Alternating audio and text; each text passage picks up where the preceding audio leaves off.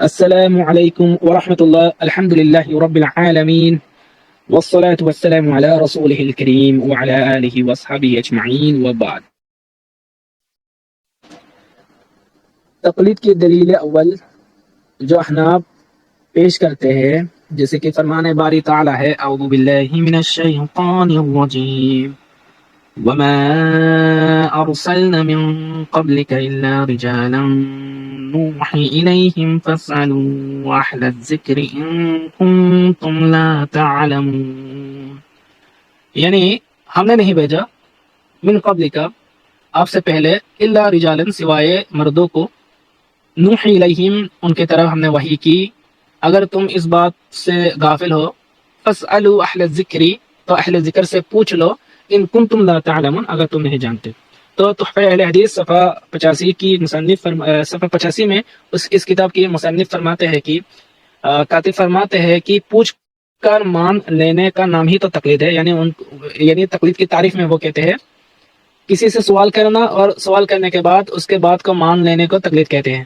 تو اس کے جواب میں ہمارے علماء فرماتے ہیں کہ الجواب اولا، آپ ماشاءاللہ خطیب و امام ہیں، لوگ آپ سے مسائل دریافت کرتے ہیں، کیا وہ آپ کے مخالف ہے؟ اگر آپ کہہ دیں کہ چونکہ میں فقہ حنفی کے موافق فتویٰ دیتا ہوں لہذا وہ امام ابو حنیفہ کی مقلد ہوئے، تو جواباً عرض ہے کہ اس کی دلیل دیجیے کہ مسئول امام ابو حنیفہ کی قول پر فتویٰ دے، کیونکہ زیر بحث آیات میں کوئی ایسا لفظ نہیں جس کا یہ معنی ہو کہ مفتی قول امام ابو حنیفہ پر فتویٰ دے، تو اس کی کوئی دلیل موجود نہیں۔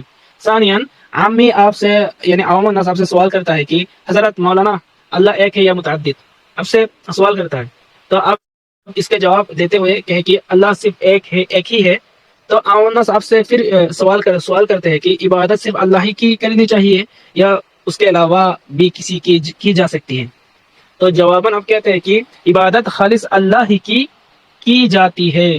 تو وہ آپ کی بات یہ آپ سے سوال کرنے کے بعد آپ کی بات مان لیتا ہے، بتائیے کہ کیا یہ تقلید ہے کہ نہیں؟ اگر آپ کہہ دیں کہ یہ تقلید ہی ہے تو جواباً عرض ہے کہ یہ خالص جھوٹ ہے، کیونکہ عقائد میں آپ بھی تقلید کے قائل نہیں۔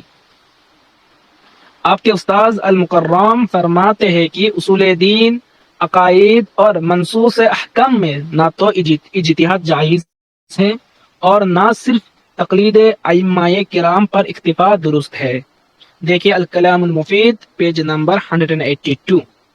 اور ثالثاً مفتی سے جب مستفتی حکم شریعت دریافت کرے گا تو مفتی استفتاء میں قرآن و سنت سے جواب دے گا جو دلیل شرعی ہے، اور دلیل بات کو ماننا تقلید نہیں، جیسا کہ پہلے ہم عرض کر چکے ہیں کہ تقلید کہتے ہیں کسی کے قول کو بلا دلیل قبول کرنا، مگر مفتی تو دلیل شرعی نقل کر رہا ہے اور مستفتی اس سے مطمئن ہو کر عمل کرتا ہے، تو یہ دلیل کی پیروی ہوئی نہ کہ تقلید۔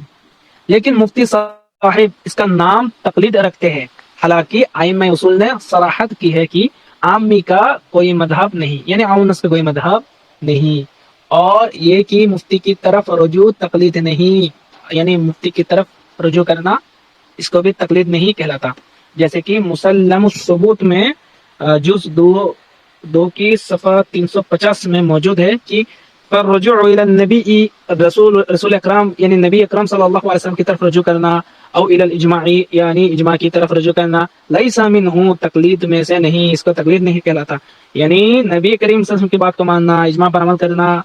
اور بھی فرمائے وقاض العامی الى المفتی یعنی عامی کا مفتی کی طرف رجوع کرنا، والقاضی الى العضو اور قاضی کا گواہی کے قول پر اعتماد کرنا، ان سب چیزوں کو تقلید نہیں کہلاتا، یہ تقلید نہیں ہے، یہ تقلید نہیں ہے۔ اور بھی اچھا، یہ تو ایک آیات ہے، یہاں پر فرمایا فاسألو ہم سب کو، اب دیکھیے دوسری آیات، یہ آیات بہت مہم ہے، اس میں موجود ہے جیسے کہ امام طبری رحمہ اللہ فرماتے ہیں القول فی تأویل قوله تعالی فإن كنت في شك مما انزلنا إليك فاسأل الذين يقرؤون الكتاب من قبلك۔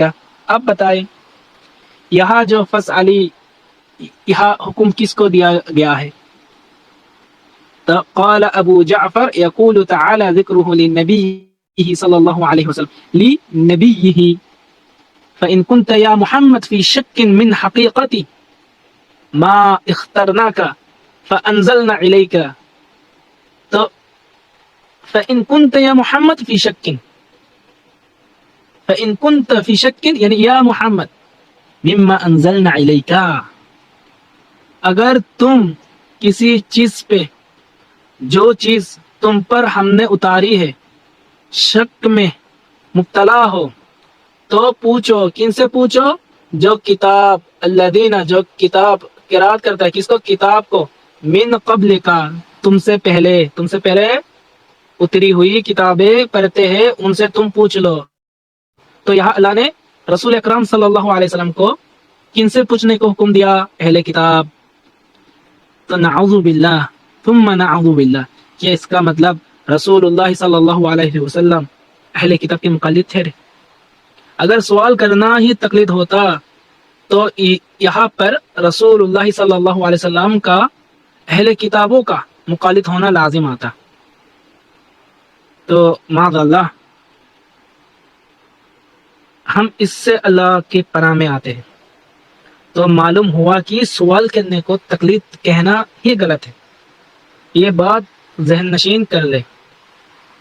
اور جو پہلی آیات سورہ النحل کی جو آیات ہم نے تلاوت کی اس سے پہلے، اس آیات کا مکمل اگر پہلے اور بعد کے آیات آپ پڑھ لیں تو آپ کے سامنے یہ واضح ہو جائے گا کیا اللہ نے یہاں کیا فرمایا ہے.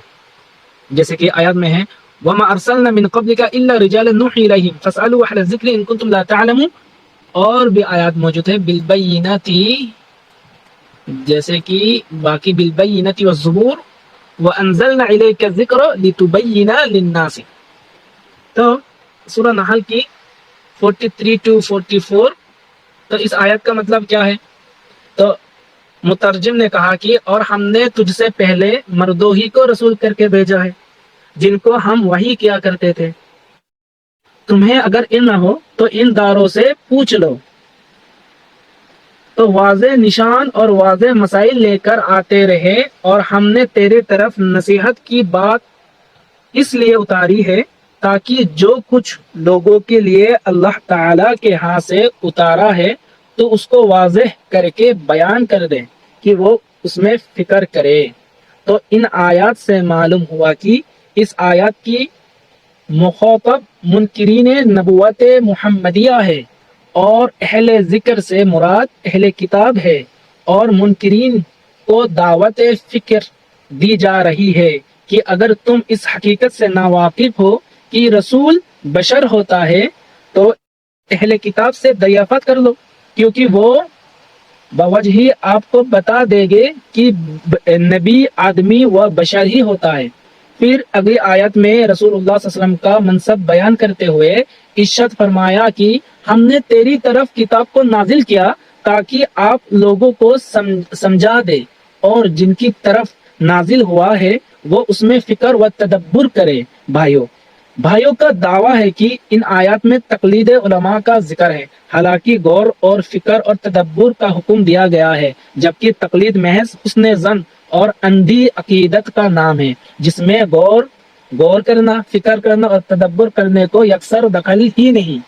تو اس بات کو سمجھیں اور تفسیر بھی پڑھ سکتے ہیں. اگر آپ تفسیر بھی دیکھ لینا تو آپ کے جیسے امام طبری کیا فرماتے ہیں حدثنا ابو قريب قال حدثنا عبيد الله عن إسرائيل عن أبي يحيى عن مجاهد عن ابن عباس فاسألوا أهل الذكر إن كنتم لا تعلمون قال لمشرك قریش کی مشرکوں کو کہا گیا ہے ان محمدا فی التوراۃ والانجیل، یعنی محمد کے بارے میں تورات میں بھی ان کا ذکر ہے اور انجیل میں بھی ان کا ذکر ہے.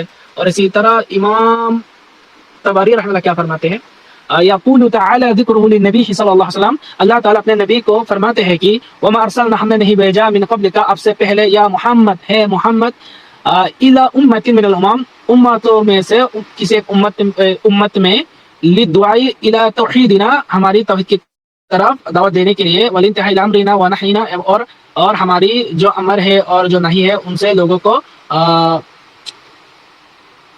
منع کرنے کے لیے. الا رجالا، لیکن یعنی جنہیں ہم نے بھیجا ہے وہ سب کے سب رجال تھے، یعنی مرد تھے من بنی آدم میں سے تھے، فرشتہ ملائکہ میں سے نہیں تھے، عورت میں سے نہیں تھے، وہ سارے کے سارے مرد تھے اور من بنی آدم کے اولاد میں سے تھے۔ نوحی الیہم، ہم نے ان کی طرف وحی کی، وحی نما نوحی الیہم وحیانا، ہماری وحی ان کی طرف کی، لا ملائکہ، وہ فرشتہ، وہ ملائکہ نہیں تھے۔ فلم نرسل الى قومك الا مثل الذي كنا نرسل الى من قبله من الامم من جنسهم وعلى منهجهم۔ تو یہ بات مکمل ہوئی۔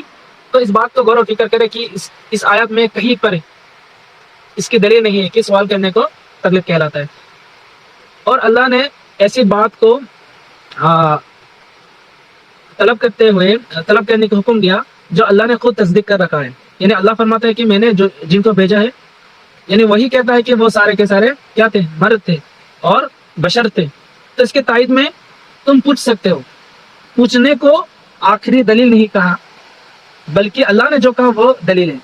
پوچھنا تو ان سے سوال کرنا جو اہل ذکر ہے وہ تو اس آیت کی تائید میں، ورنہ آیت خود ہی حجت ہے۔